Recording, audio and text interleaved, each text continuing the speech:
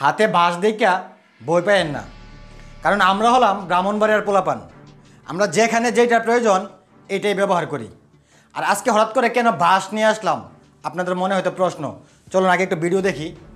এই যে দেখেন, দেখছেন কোমরে রশি বেঁধে নিয়ে আসতেছে দুইটা মানুষকে। ওরা কারা জানেন? ওরা হলো ইন্ডিয়ার সাধারণ নাগরিক। তবে হঠাৎ করে কেন এভাবে তাদের কোমরে গামছা বেঁধে নিয়ে আসতেছে বাংলাদেশে?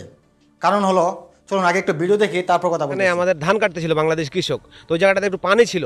পানি থাকার কারণে একটু উঁচু জায়গায় ধানটা মাড়ার জন্য নিয়ে যখন গেল, পরবর্তীতে আপনার কিছু বিএসএফ আসে এদেরকে ঘেরাও করে দুইজন বাঙালিকে ধরে নিয়ে যায়, কৃষককে ধান কাটা। এখন বিষয় হলো এই যে বাঁশ, ওই জন্য বাঁশটা, কারণ আমরা যেখানে যেটা প্রয়োজন ওইটাই ব্যবহার করি। আর বিশেষ করে ব্রাহ্মণবাড়িয়ার মানুষ হিসাবে আমরা কিন্তু বাঁশটাকে অনেকটাই পছন্দ করি, কারণ আমরা যেখানে অপরাধ সেখানেই আমরা বাঁশ ব্যবহার করি।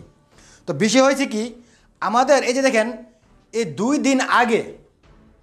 দিন আগে আমাদের বাংলাদেশের বিজিবির হাতে পায়ে ধরে ক্ষমা চেয়ে মাফ করে দিয়েছিল বিএসএফকে।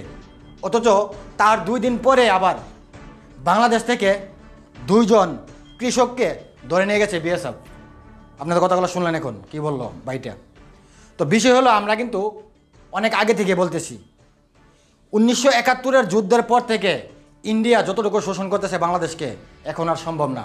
কারণ এখন বাঁশ, কারণ আমরা সবসময় প্রস্তুত আছি ইন্ডিয়াকে বাঁশ দেওয়ার জন্য।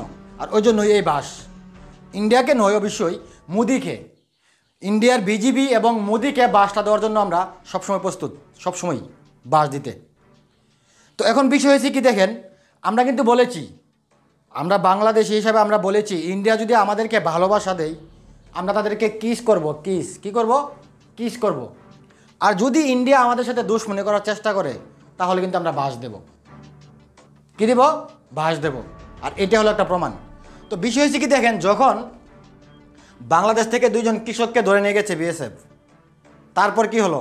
তারপর সাথে সাথে আমাদের বাংলাদেশি কৃষক ভাইয়েরা ইন্ডিয়া থেকে 2 জন কৃষক, এই 2 জন কৃষককে এই যে দেখেন কোমরে গামছা বেঁধে নিয়ে আসতেছে। আর এটাই হলো কি, ওই যে শত্রুতামি করলে, আমাদের সাথে যদি শত্রুতামি করো তাহলে আমরা বাঁশ দেব। আর যদি আমার সাথে ভালোবাসা দেওয়ার চেষ্টা করো আমরা ফুল দেব। কি দেব? ফুল দেব। তবে হ্যাঁ, এটা মোদিকে নয়, চা বিক্রেতা মোদিকে নয়, এটা ইন্ডিয়ার জন্য। কারণ আমরা চাই ইন্ডিয়া ভালো থাকুক, যেহেতু আমরা বাংলাদেশ ইন্ডিয়ার পার্শ্ববর্তী দেশ। কিন্তু আমরা চাই মোদি হাঁটাও, ইন্ডিয়া বাঁচাও। আর যদি এখন বিভিন্ন দিক দিয়ে ইন্ডিয়ার সাথে উত্তেজনা চলছে, পাকিস্তান, চীন, তারপরও কেন ইন্ডিয়ার বিএসএফগুলো বাংলাদেশকে উস্কানি দিচ্ছে বারে বারে, আমি বুঝতে পারছি না। আপনারা বুঝতে পারছেন কেন পাকিস্তানের সাথে হঠাৎ করে মোদি সাজানো ঘটনা, কাশ্মীরের যে ঘটনা হচ্ছে সবটাই সাজানো ঘটনা ঘটিয়ে কেন পাকিস্তানের সাথে মোদি লাগতে গেছে? কারণ মোদি 1971-এর যে যুদ্ধ ছিল আমাদের বাংলাদেশের সাথে পাকিস্তান, ওই সময় মোদি এসেছিল। ইন্ডিয়া কেন এসেছিল? ইন্ডিয়া চেয়েছিল পাকিস্তানকে ভাগ করার জন্য। আর এখন যেহেতু দেখছে নতুন করে আবার বাংলাদেশ আর পাকিস্তানের ভালো সম্পর্ক হইতেছে, ওই জন্য মোদি নিজে প্ল্যান করে কাশ্মীরে ঘটনা ঘটিয়েছে।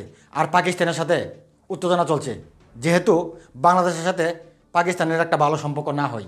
এটা হলো মোদির চাল। আর ওই জন্যই বলি, মোদি হাঁটাও, ইন্ডিয়া বাঁচাও। আর না হলে কি হবে? ইন্ডিয়া থাকবে না। কি হবে? ইন্ডিয়া থাকবে না। আর একটা জিনিস আমি আপনাদেরকে বারবার বলে থাকি, এই যে ইন্ডিয়া দাদারা দেখছেন, এটা কি? বাঁশ। এটা বাঁশ। যদি আমাদের বাংলাদেশের সাথে সম্পর্ক ভালো রাখেন, যদি আমাদেরকে ভালোবাসা দেন, আমরা ফুল দেব।